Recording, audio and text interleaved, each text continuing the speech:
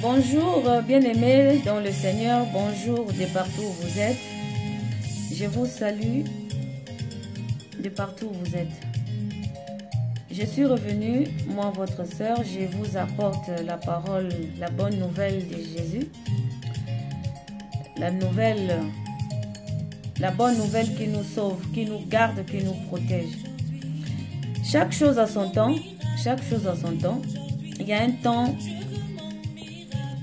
a un temps pour tout. Ecclésiaste 3, verset 1. Il y a un temps pour tout, un temps pour toutes choses sous les cieux, un temps pour naître et un temps pour mourir, un temps pour planter et un temps pour récolter ce qui a été planté.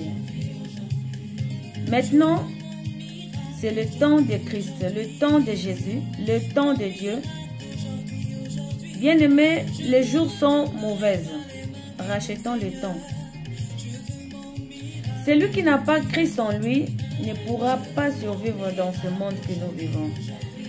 Nous le savons tous, bien-aimés, vous et moi, nous sommes tous enfants de Dieu. Nous sommes tous enfants de Dieu. 1 Jean, chapitre 5, verset 19. Mais le monde entier est sous l'emprise et sous la puissance du malin. Le monde entier est sous la puissance du malin. Donc si vous n'avez pas Christ en vous, c'est vraiment difficile pour survivre. Bien aimé, moi qui vous parle aussi, n'y n'était la parole, je ne pouvais pas vivre. J'étais déjà presque mourante. J'ai commencé déjà à quitter le monde. Mais tellement que le monde qui me combattait, le méchant qui me faisait du mal, ne savait pas que j'étais la prunelle de l'œil de l'Éternel. Mais Dieu l'avait surpris et c'est pour cela que je suis en vie et maintenant je fais ce que Dieu me demande de faire. Ils s'étonnent même, eux, les méchants qui me faisaient aussi du mal, s'étonnent comment tout ce que nous avons fait, elle n'est pas partie, elle est toujours là. C'est grâce à cette parole. La parole, c'est cette parole qui m'a sauvé. C'est cette parole que moi je prends maintenant comme un slogan. Hébreux 4, verset 12. C'est le Seigneur lui-même qui m'avait donné. Il y a des versets dans la Bible, nous voyons des versets, mais quand l'Éternel te donne, vraiment, c'est spécial. Ça, c'est l'Éternel qui m'avait donné.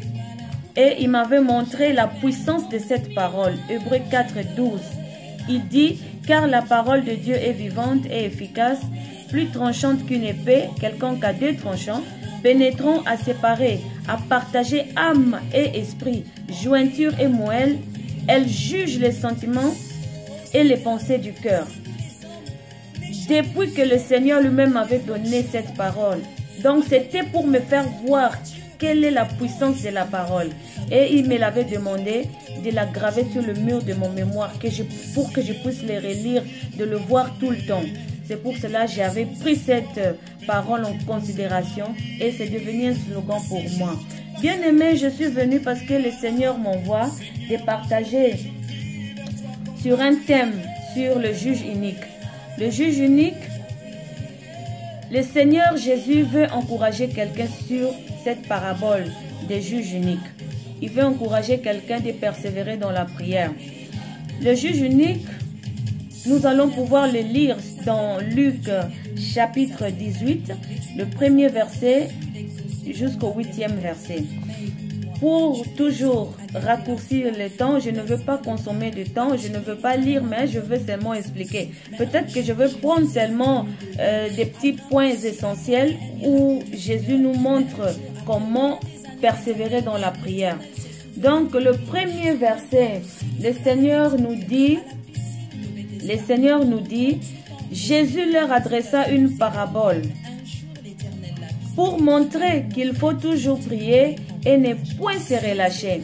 Jésus nous montre cette parabole pour que nous puissions toujours prier et de ne point se relâcher. Il a dit bien point. Il n'a pas dit pas se relâcher, mais point. Donc, c'est-à-dire n'abandonnez jamais la prière, bien-aimé. La prière sauve. Moi, la prière m'a sauvé. La prière m'a sauvé. Je sais ce que je suis en train de dire. Le Seigneur a dit de ne point se relâcher dans la prière. Et puis, il nous montre, il y avait un juge. Dans une ville, il y avait un juge. Ce juge-là, c'était un juge unique. Il dit, ce juge-là ne craignait point Dieu dans le verset 2. Le juge ne craignait point Dieu. Donc, quand il dit encore point, c'est-à-dire ce juge, c'était pas un juge qui avait la justice en lui. Il ne craignait point Dieu parce que la justice va de pair avec le Seigneur. Parce que Jésus est le juste juge. Vous avez entendu. Donc Jésus, le juste juge. Mais maintenant le juge là, il se dit juge. Mais comment s'il se dit juge et il ne craint pas Dieu? Donc c'est-à-dire c'est pas un juge de Dieu. Pour ouvrir un peu cette parenthèse, je voulais expliquer dans 1 Jean, je repars encore dans ce verset, 1 Jean chapitre 5 verset 19.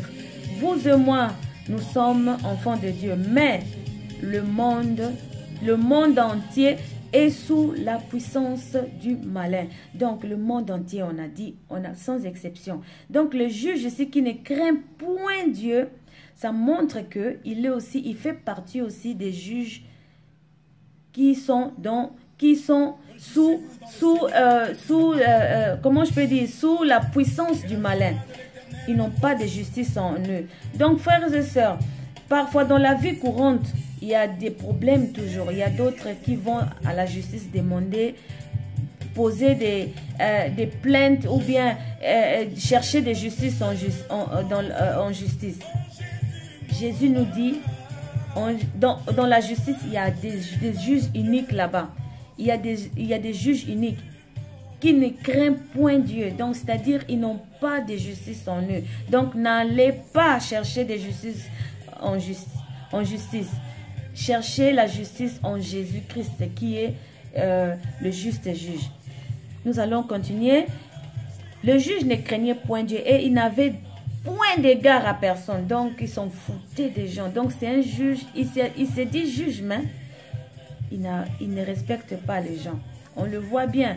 Même si nous allons seulement prendre un petit exemple au Congo. Vous voyez qu'est-ce qui se passe là-bas? Il n'y a pas de justice.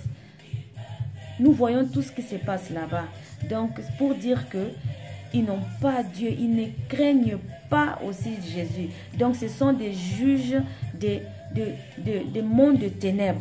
Donc, n'allez pas chercher de justice là-bas à la justice. Cherchez la justice chez Dieu, qui est le juste juge.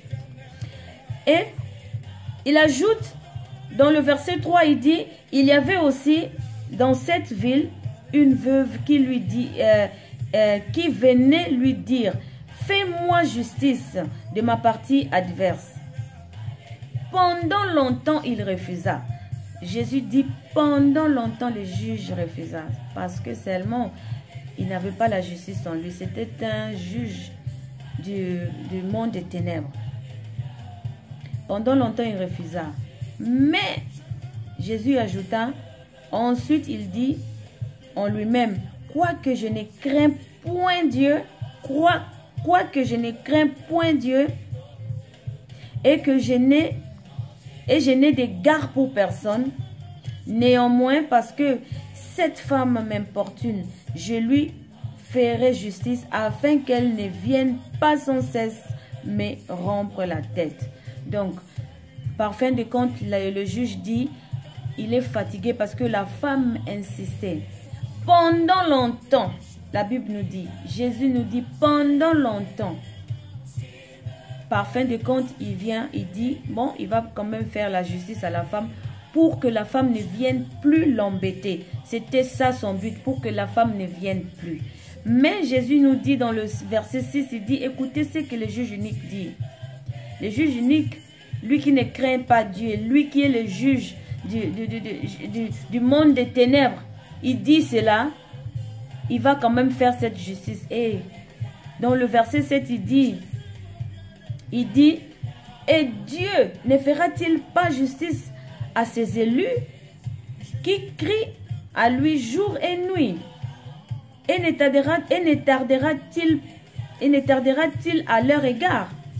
Le Seigneur nous pose cette question. Est-ce que Dieu vraiment ne peut pas nous rendre justice, lui qui est le juste juge? Si le juge unique qui ne craint point Dieu, mais Dieu, à combien fois plus il pourra le faire? Dieu nous demande cette question. Et le tout dernier verset, le verset 8, il nous demande, je vous le dis, il fera promptement justice. Mais quand le Fils de l'homme viendra, trouvera-t-il la foi sur la terre? Le Seigneur nous pose cette question. Quand le Fils de l'homme viendra sur la terre, trouvera-t-il la foi sur la terre?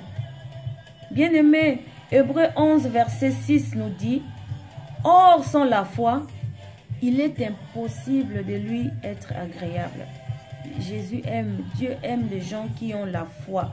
Lorsque vous approchez de lui, vous devez avoir la foi, comme la femme là. Le juge unique refusa pendant longtemps, mais la femme avait la foi. Elle partait toujours. Vous vous rendez compte, vous allez par exemple chercher quelque chose dans la justice. Ok, la justice, vous allez la première fois. Le juge là déjà vous connaît. Lorsque vous venez, il vous refoule. Il dit non, je ne veux plus. Je n'ai pas le temps de faire ça. Vous partez encore la deuxième fois. Le juge vous voit. Cette femme vient encore. Il vous refoule encore. Troisième, cette femme dont la femme était connue chez les juges. Donc le juge, lorsqu'il voyait seulement la femme de loin, il savait seulement, ah, cette femme, je suis fatiguée, je sais ce qu'elle veut. Le juge ne voulait pas. Pendant longtemps, mais la femme n'avait pas baissé ses bras. Elle persévérait toujours. Elle persévérait, elle allait toujours. Et jusque quand le juge était fatigué de voir la femme, il a dit, je ne veux plus voir cette femme. Je veux seulement la rendre justice pour qu'elle ne vienne plus me déranger. C'est ce que Jésus veut de nous. Jésus veut voir cela pour nous. Bien-aimés, deux fois lorsqu'on prie, on ne reçoit pas. On ne reçoit pas directement. On se fatigue. On dit, Jésus, Dieu ne répond pas. Dieu, il est là. Il est invisible.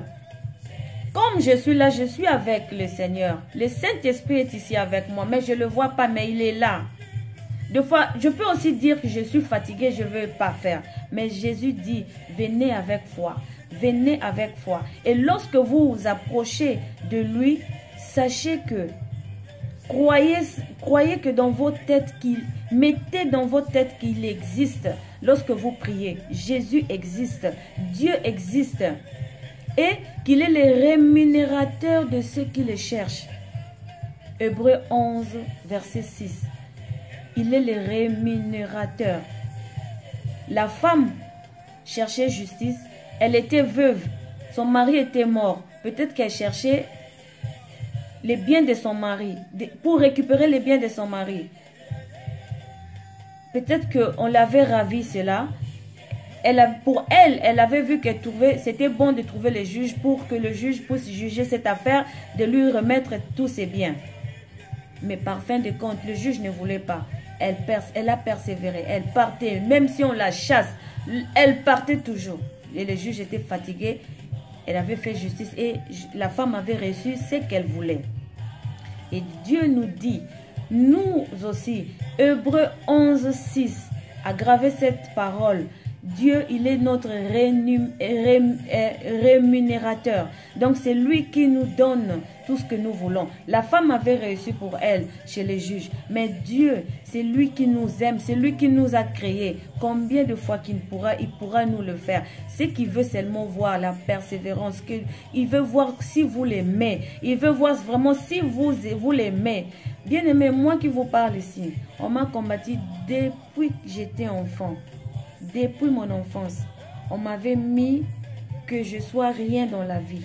Ils étouffaient ma vie. Ils étouffaient mon étoile. Ils m'ont fait très mal.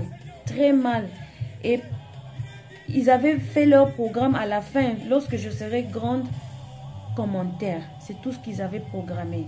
Mais aujourd'hui, Dieu les a confondus parce que j'étais la prunelle de l'œil de Dieu. Donc, j'avais persévéré, j'ai pleuré, il n'y avait personne pour m'aider. Mais c'est Jésus qui l'a fait. C'est Jésus de Nazareth qui l'a fait. Mais voici devant, si je fais aujourd'hui ce que je fais, ce n'est pas moi, c'est l'Esprit qui me conduit. C'est Dieu qui dit de le faire. Donc aujourd'hui, Jésus vient encourager quelqu'un aujourd'hui. Si la femme était fatiguée, la femme ne voulait pas aussi, ne pouvait pas recevoir ce qu'elle cherchait. Mais tellement qu'elle avait insisté, par fin de compte, elle avait eu ce qu'elle cherchait. Et Dieu nous dit, lorsque nous prions, que nous nous approchons avec la foi. Et lorsque nous approchons vers Dieu, que l'on mette dans, qu'on puisse mettre dans notre tête qu'il est là, qu'il existe. Mais il veut seulement nous voir persévérer, continuer de prier, même si c'est difficile, même si ça dure. Continuez toujours de prier. Bien-aimé, moi que je suis devant vous, c'est un miracle. C'est un miracle. On m'a fait beaucoup de mal. On m'a fait beaucoup de mal. Je ne pouvais même plus parler. Mes paroles ne sortaient plus. Parce que j'étais tellement traumatisée. Mais me voici, je suis là. Dieu renouvelle encore. Dieu fait de bonnes choses. Dieu, il est bon. Il est vraiment bon. Il est bon. C'était un message d'encouragement. Donc, je vous laisse. Écoutons cette belle musique, cette belle mélodie en Jésus et nous allons nous séparer. Amen. Amen.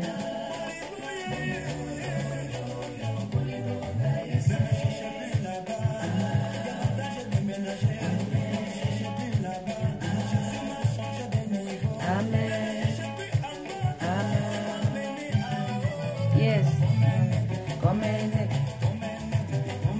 Amen.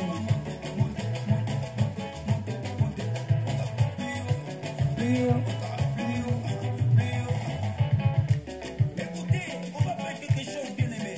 Je prends tes péchés, je mets sur la balance. Je prends l'amour de Dieu, je mets sur la balance. Ah, c'est l'amour de Dieu qui pèse. L'amour de Dieu pèse. L'amour de Dieu pèse. Dieu nous aime beaucoup. Dieu nous aime beaucoup. Persévérance dans la prière.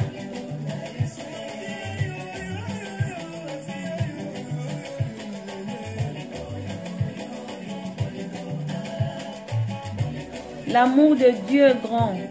L'amour de Dieu dépasse tout. Amen. Amen. Amen.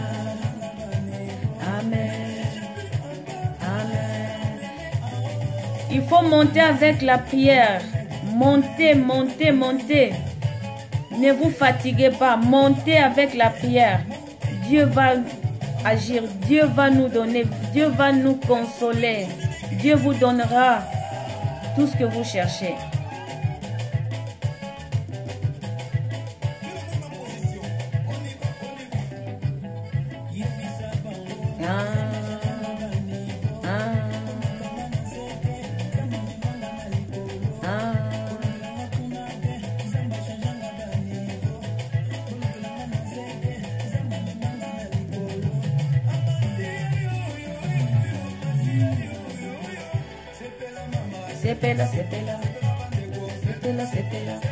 Soyez contents lorsque vous priez. Dieu est là, Dieu est réel, Dieu existe. Je sais ce que je suis en train de dire.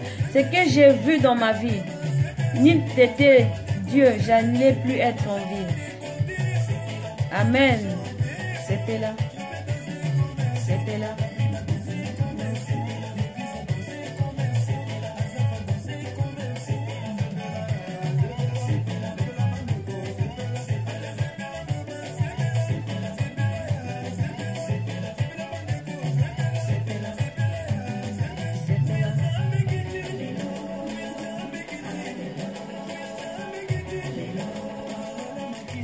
Bien-aimés, c'était un message d'encouragement que Jésus a voulu nous parler, nous donner aujourd'hui.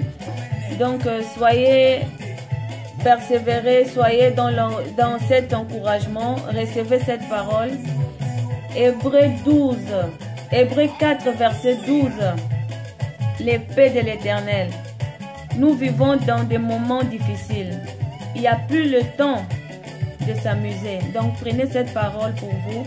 Merci, que Dieu nous protège nous tous. Amen, amen. Bye bye.